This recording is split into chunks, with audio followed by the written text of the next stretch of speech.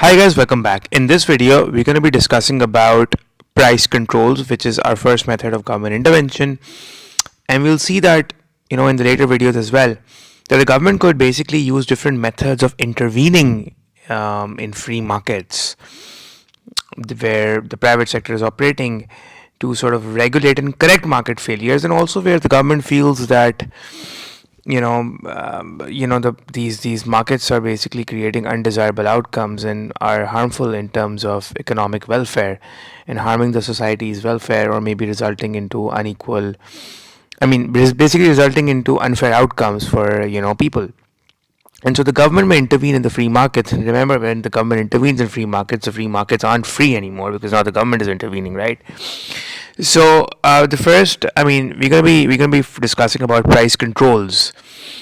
And when we talk about price control means that the government controls the prices instead of leaving everything to demand and supply. So the government is going to tell the firms what prices to charge and will legally impose controls over prices, right? And we'll first discuss maximum prices, guys. So maximum prices are basically also called price ceilings, right? It's also called a price ceiling. And you have to understand that private sector usually wants to maximize profits. And so the equilibrium price, that is demand, and the price that is based on demand and supply, that is being, this is your market price. This price could be, although this is the efficient price, but this price could be too high for majority consumers. And if the good is a good that is consumed by both low income groups and upper income groups, and this good is an essential public service or essential public good, then not public goods in terms of street lights, but essential in terms of, it could be any good like wheat or rice as well. But those goods that are consumed by the poor as well, and it's creating, and this price is too high. The poor can't really afford, and it's good is essential for welfare of the society. So the government will sort of impose a maximum price, which is a price ceiling, and the government will say, to hell with this price. From tomorrow onwards, this price will not be charged. And now we will tell you what price to charge. So the government will say that we'll impose a price. So let's say if the market was charging $10, the government will say, from tomorrow you're going to charge $3 only. And at this price, $3, the demand would fall, because the quantity demanded goes down from Q to, let's say, QD.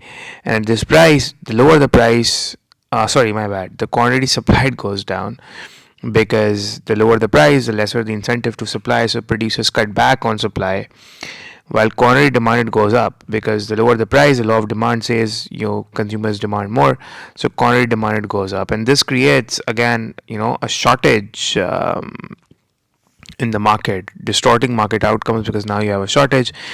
And it's, since the market isn't free anymore, the price mechanism is asked to just stay there on its chair, and you can't operate anymore, because we are the king now. The government is the king now, right now. It tells the price mechanism to just keep your mouth shut, sit on the chair like a good boy. And so the price will not be, we aren't allowing you to, it tells the price mechanism, we aren't allowing you to put an upward pressure on prices, so the equilibrium is not going to be restored back, right? And so this shortage will continue, and it is going to distort market outcomes. That is why we say that times government intervention results in inefficient outcomes as well, because this shortage will continue. Then the government would need to deal with this shortage, right? So, and the problem is that the market was charging a higher price, and that's fair enough. That's a fair justification for the government to impose a maximum price of $3, where the government, $3 is the maximum that could be charged for this product, because this product was essential for consumers' welfare and for consumption. And the government feels that $10 is too high. So you can charge less than $3, you can charge $2 or $1, but the maximum that you can charge is only $3 now, because $10 the consumers felt exploited, especially low income groups. So the government is working for welfare as well, and to create more desirable outcomes in society. So the maximum price, and remember guys, for maximum price to work, write this down as I speak, that for maximum price to work, it is important that it must be set below the equilibrium. If a maximum price is set above the equilibrium, write this down as I speak, if a maximum price is set above the equilibrium, it will not work. Because if you're selling a maximum price above the equilibrium, then the equilibrium price will prevail. Let's say you say that this is a maximum price. Let's say the government says that we are imposing a maximum price of, let's say, $12. Now, if $12 is a maximum price, so I mean, this price will be ineffective in the market, because the market will resort back to $10, as in the product would be sold at $12, not $10. So because you see, so if the government sets it above the equilibrium, if the government sets the market price above the equilibrium, it has no effect at all, because $12 is the maximum price, right? And firms are already charging a lower price of $10. So I mean, that was an efficient $10 price. So, and $12 was the maximum that can be charged. So if you're saying that $12 is the maximum that can be charged, I mean, the producers won't charge $12 or $11, because that would result in disequilibrium. So the producers would be happy at $10, right? So for maximum price to be effective, it has to be below the equilibrium. First of all, if it's above the equilibrium price will prevail, right? Whatever the equilibrium price was, in our case it was $10, so that would prevail if the maximum price is imposed above the equilibrium. So right, so maximum price above the equilibrium has no effect. Okay. Also remember that maximum prices are applied to essential goods like water, basic food items, electricity, fuel, right? So and the aim of the maximum price is to protect consumers from being exploited or from being overcharged by firms with very strong market power, or where the firms, are charging high prices, so the government steps in and imposes to protect consumers' interest in consumers' welfare, and to make more desirable outcomes and to create more equitable outcomes in society. On a demand and supply diagram, already I just showed you, but a maximum price would be imposed below the equilibrium price, which is P max is the maximum price. And at this price, quantity demanded goes up to QD, while quantity supplied goes down to QS, so that results into a shortage. Right? And so maximum price, and like I said, a maximum price above the equilibrium will not be effective. So always remember that the exam rule is often tested in MCQs as well, that a maximum price set above the equilibrium will not be effective, because above the equilibrium means that that's the maximum that you can charge, but the producers are already charging $10. So I mean, they would stick at $10, and the market sticks at $10, because at 12 it would result in disequilibrium. So when maximum price are introduced, remember that, and this shortage is actually representing a distortion, because market outcomes are distorted. You see, at a price of P1, which was equilibrium, and Q1, the equilibrium was established, so Q1 was an efficient outcome. But now at P max you have a shortage, so it distorts efficient outcomes, because now this disequilibrium, the shortage is representing disequilibrium. It is representing that market outcomes have become distorted, because, right? So I mean, that's not good, right? So I mean, and now you have a shortage. I mean, demand is exceeded supply, and the market is not going to correct this shortage, because the price is, I mean, this is a price, this is basically a price control. The government has officially controlled the price, right? It's representing a price ceiling. So remember that the upsides or the advantages are that it makes your essential goods affordable for low income consumers, right? Like basic necessities or basic goods, especially for low income consumers, results into equitable outcomes, results in desirable outcomes, improve society's welfare. You can write these points down as I speak, and it protects consumers from being overcharged or being charged very high prices. But the downside is that it encourages the formation of black markets, because you see, if the product is, if there's a shortage of the product, then the product would be sold by illegal sellers in black markets. Because in legal markets, the price is quite low now, because in legal markets only P max could be charged. I mean, that's the maximum that you can charge. So the producers would be basically, I mean, the producers can charge a lower price in this region, but they can't charge a price above P max, right? They can't really charge a price in this region in the official legal market, but they can do so in the illegal markets. That is why you will see that some products are sold in black markets at high prices. So that's a bad thing, right? That's an unintended consequence of maximum price. Unintended. It wasn't really intended, but it does happen, right? Also, it could lead to long waiting lists and queues because the product is short in the market. So if the product isn't really available in sufficient quantity, some of the people might not even be able to get it, right? So especially this could be a problem if it's an essential good. So remember that when legal prices are kept artificially, and maximum price means that the legal price is kept artificially low by the government, but the government is controlling the efficient market clearing price. So some sellers is going to start selling the goods illegally at the high price. So this just creation of black markets, formation of black markets to be precise, and it will result in long waiting lists and queues. Means that because demand is higher than supply, so consumers may face long queues and waiting lists and all of that stuff.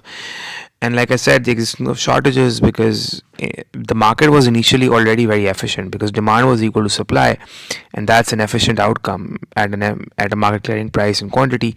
So this is an efficient outcome, guys. I mean, the price is doing a good job here, but then the government feels it's creating undesirable outcomes because the price is very high, or maybe the government is charging. I mean, sorry, because as per the private sector, this price could be a sign of being, although it's efficient, but then it could be undesirable. This price could be undesirable for a lot of poor consumers, and so the government would want to charge a lower price, and for their benefit. And but then that means you're poking your nose in an already efficient market where everything was smooth and stable, and then one day you say that there's a maximum that you can charge, and then that creates a distortion in efficient markets, and it distorts efficient market outcomes, creating shortages. And the government may need to do something about, because the government may now need to sort of introduce a system of rationing to deal with this. And rationing means, over here we're talking about non-price rationing. And when we talk about non-price rationing, because the government needs to deal with the shortage, right? So how can it deal with the shortage now? So when maximum prices will cause a shortage, the government may introduce rationing, non-price rationing, or a lottery system to deal with limited supply.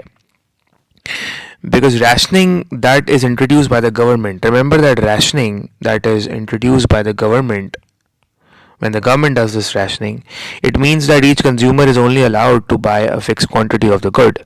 So everyone would get a fair share and no one can buy too much because you have a shortage, right? So you want to give a fair share to everyone. So, or in other words, the government will come up with a lottery system that could be used where demand is very, very high than supply. You have a shortage. So, consumers could just randomly select, consumers are basically randomly selected. I mean, let's say Mr. A, you come here, Mr. B, you come here, Mr. F, you come here, G, you come here, and they're randomly selected. I mean, okay, fine, you have a shortage, so the government would say, okay, fine, this time whoever's lottery comes, he would receive the good because everyone can't receive it. So whoever's lottery comes. So I mean, and both methods are used to fairly allocate scarce goods, especially because the price mechanism isn't doing it.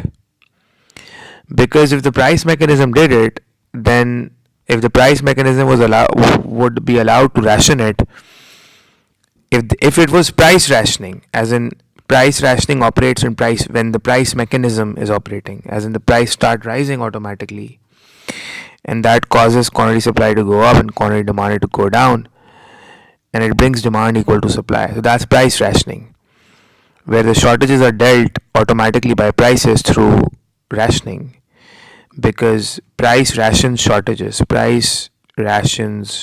You can write this down, although you don't need to know this, but still it's good for your knowledge.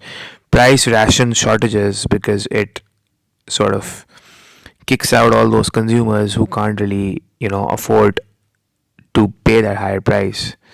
So it tries to match the demand equal to whatever the available supply is, and as price goes up, the available supply is also going up, right? So the available supply is going up through incentive function of the price mechanism.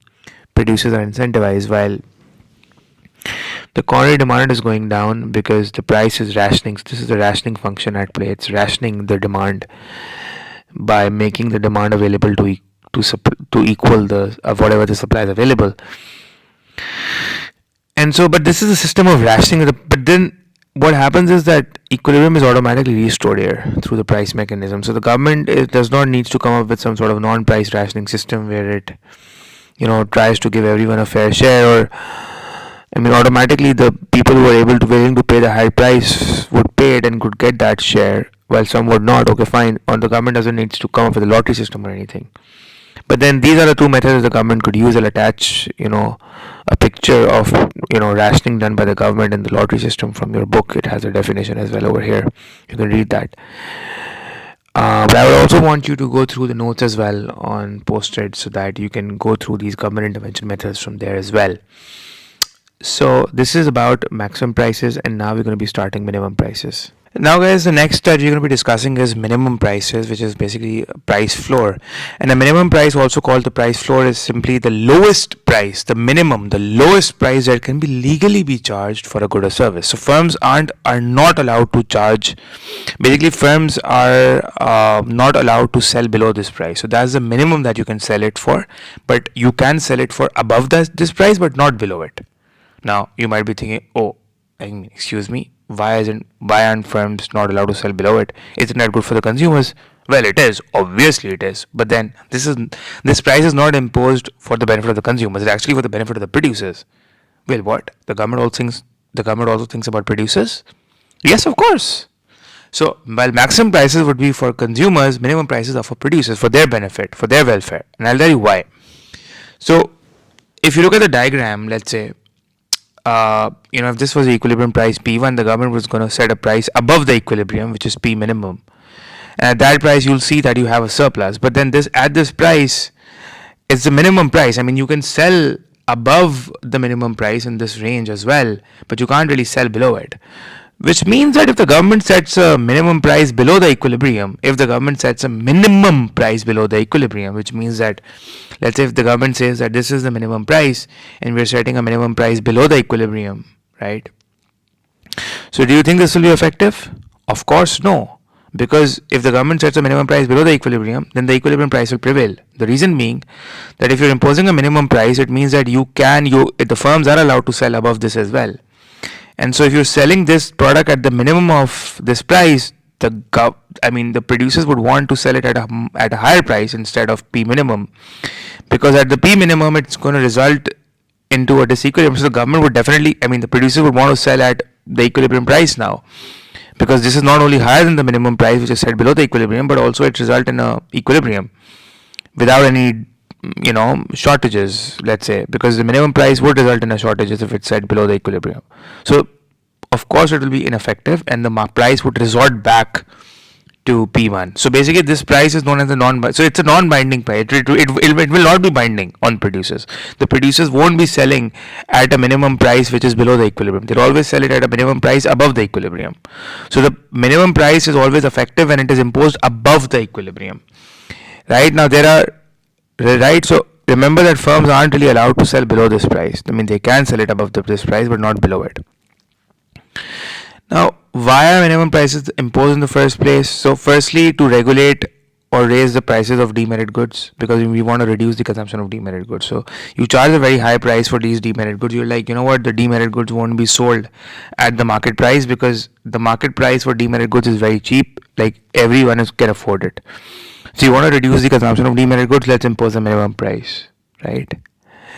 So in that case, because it's going to reduce quantity demanded from Q1 to QD, so the demand shrinks, it contracts basically, and that's what the objective is. We already know that demerit goods are harmful goods and they are overconsumed above socially optimum level. So the government wants to reduce their consumption and to regulate some market failure to at least try to be successful in it, right?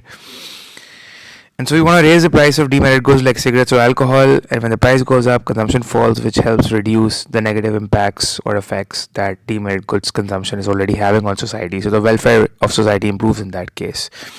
Secondly, minimum prices are also imposed in the form of minimum wages. But you learn, right now, this demand supply diagram, this is the quantity of the product. This is the price of the product. So this is the product market. This is the goods market, product market. But later on in economics, you will study, which means that during our crash course, you'll study.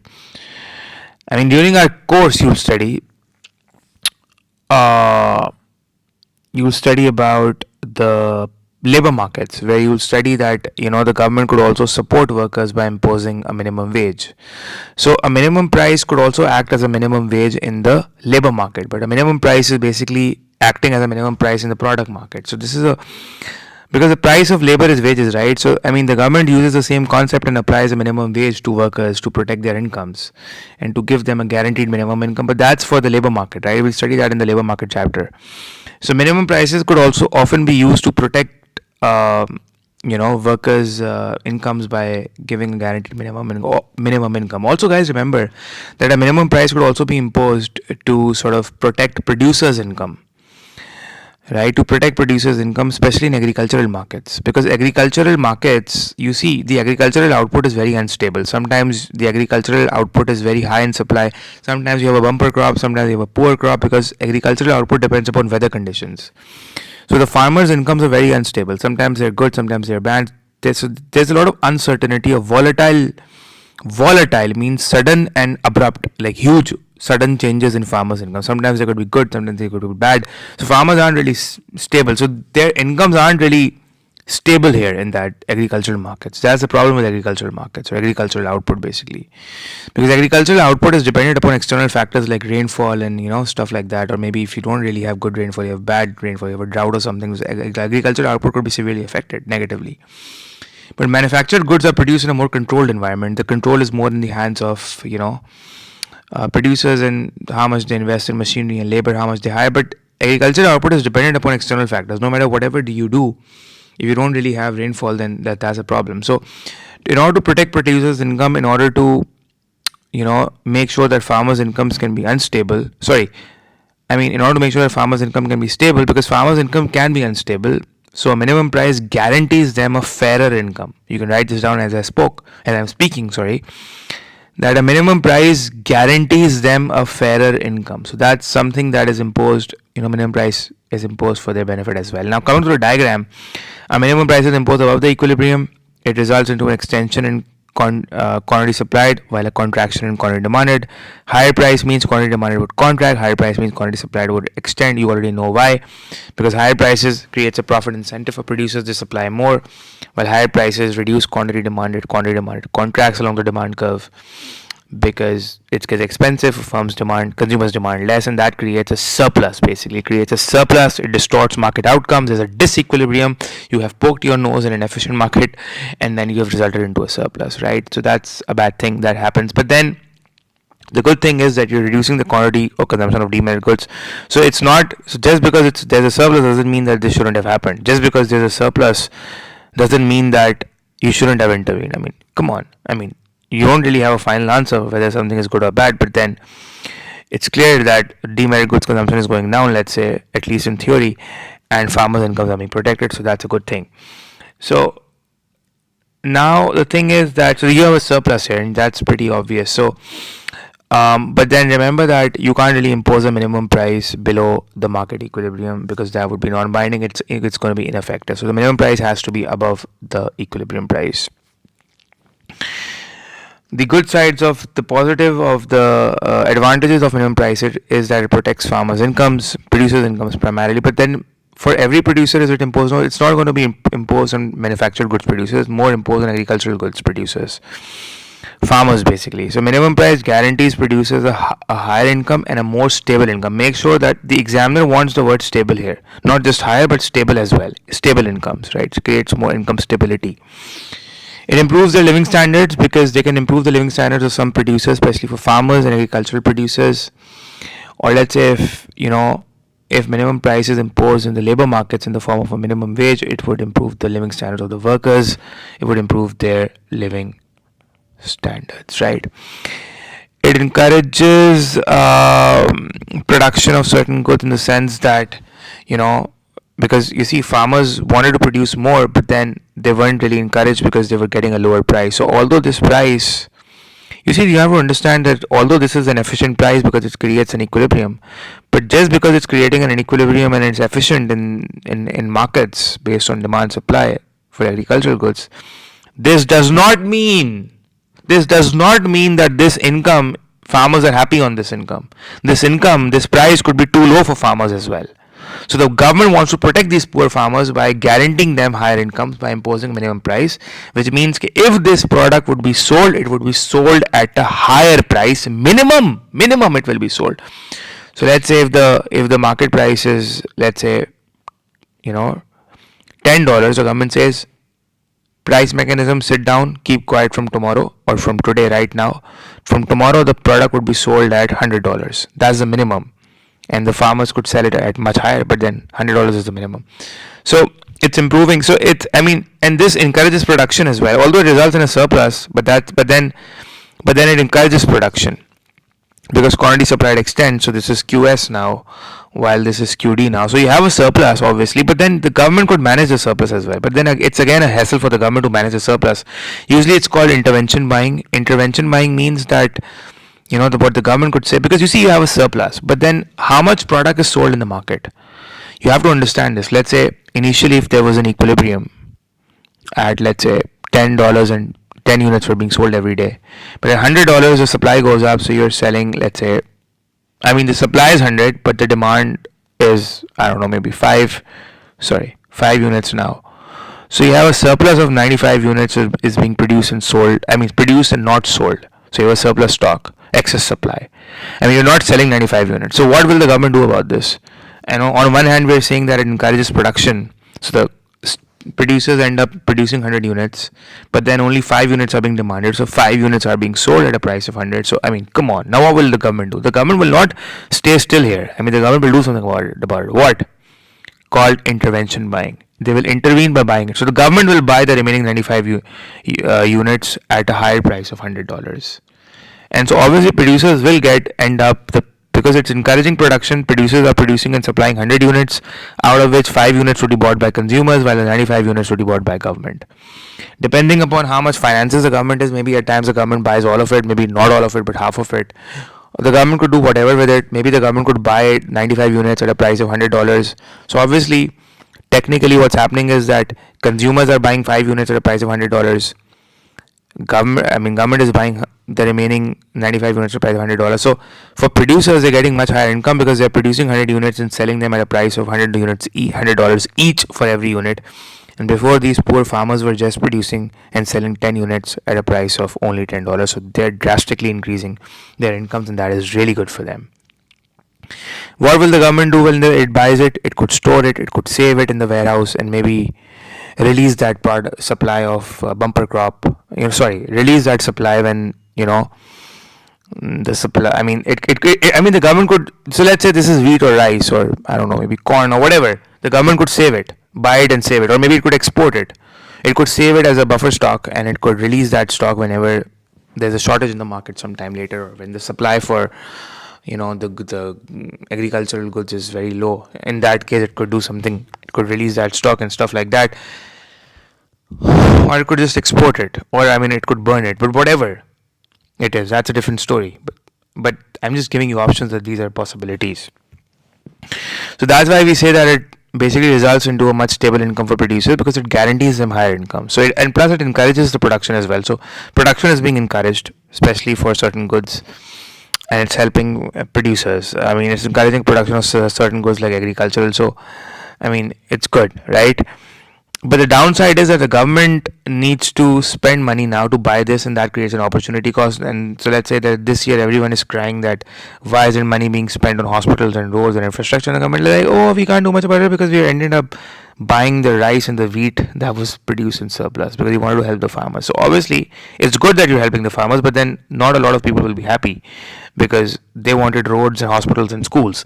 So the surplus created will need to be bought up by the government, and this involves government spending, which has an opportunity cost. The money could have been spent elsewhere. So that's a downside. The second is the distortion of market outcomes. Whenever a government intervention results in a surplus or shortage, you always say distortion of market outcomes. Write this word. It's a good word. Mark will be given. So it distorts efficient market outcomes, because in free markets when there was no government intervention, at $10 and 10 units were being sold, there was an equilibrium, there was no surplus, no shortages, right? So that's an inefficient. This is representing a misallocation of resource, because you have a surplus now. Although the government is buying the surplus, but it's the government buying the surplus. The government has to intervene to buy the surplus, right? Before there was no surplus, right? So it distorts efficient market outcomes. And at times, what happens because of this? One downside is that producers may get inefficient. They get complacent. Complacent means they just sit and relax, and they just get inefficient because they know that there's no point in working hard because we're getting a guaranteed minimum income now.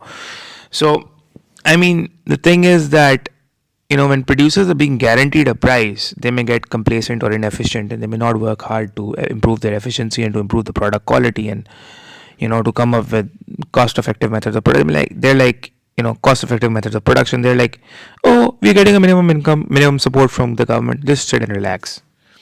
That's again an unintended consequence. The government didn't really want that to happen, but if the point is that if minimum prices is doing more harm than good, if every producer is becoming that complacent and inefficient, and it's breaking our trust, and it's taking the government for granted, then what's the whole point of the minimum price? That's not so. It's an unintended consequence. Remember, I talked to you about at the start of the video. I talked to you about unintended consequences of government intervention. That's a problem now.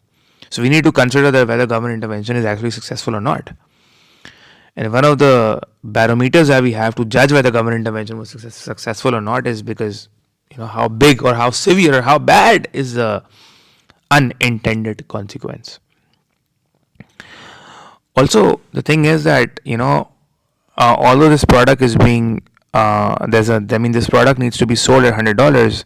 Sometimes the government might not end up buying all the surplus. The government might not end up buying 95 units. So maybe the government doesn't have enough money, it only buys 40 units. Or it promises that it will buy all the units, maybe, but it doesn't really buy it because it lacks finance. So what happens is that, the remaining units would be sold in black markets at a lower price. The consumers won't buy at $100. They would buy more only when the price goes down, but the price cannot go down in the legal market. So the producers would sell it in the black market at a lower price.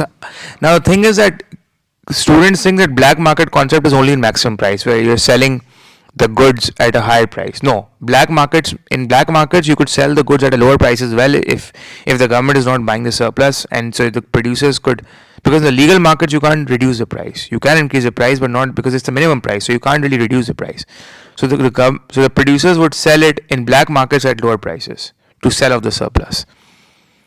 And problem with black markets is that black markets are unregulated. They are unregulated, undocumented. They are potentially unsafe as well because you can't really monitor the quality of the product in black markets. And plus they are not taxed. It's undocumented economy. It's not even recorded in GDP, and no tax revenue is collected from there. So yes, minimum prices do protect producers and it reduce consumption of harmful goods. Both are very solid points, solid justifications for minimum prices. It does reduces the consumption of harmful goods. The diagram is also saying that consumption is going down because consumption does goes down. This was diagram was for agricultural goods, but if you look at this general diagram, and let's say this is the market for demerit goods, the government, the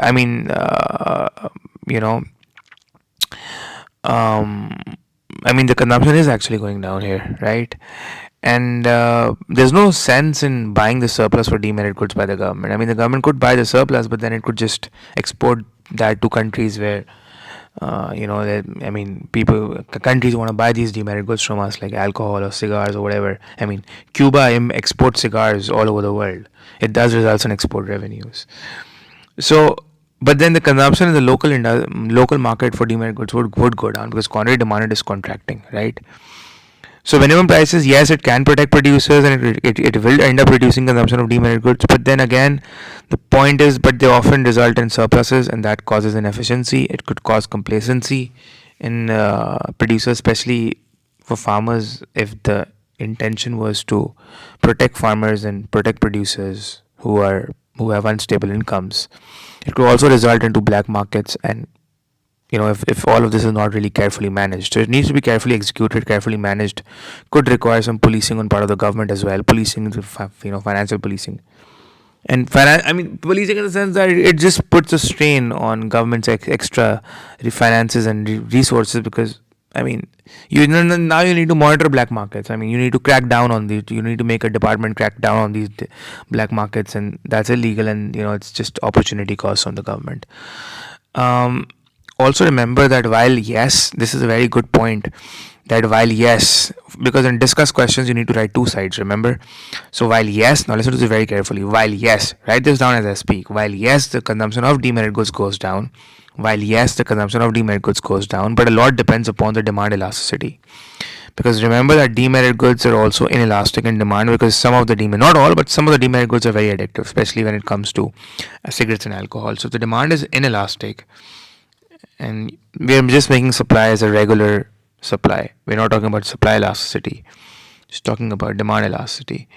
So if you're imposing a minimum price, then if this is the consumption originally, so supply is going up, but consumption in terms of quantity demand isn't really going down by a lot as compared to, I mean, look at these two diagrams. Here the quantity demand is going down by this much, but then over here the quantity demand is only going down by a small insignificant amount, right? Because consumers are not that responsive to price rise, because the good is habit forming.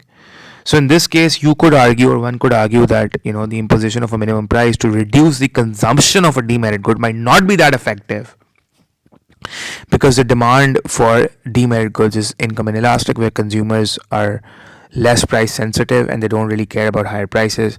So quantity demanded goes down by relatively insignificant amounts, and so does consumption for demerit goods if these goods are habit forming. Not all demerit goods, but some demerit goods if they're habit forming. Okay guys, so this is a very strong point that you should mention for two-sided answers. Okay, so I think that's all for this video now. I have attached some digital notes as well. Go through them, and in the next video we're going to be discussing taxes and subsidies. And okay, so I'll see you all in the next video. That's all for this video. Thank you so much for watching. Until then, take care.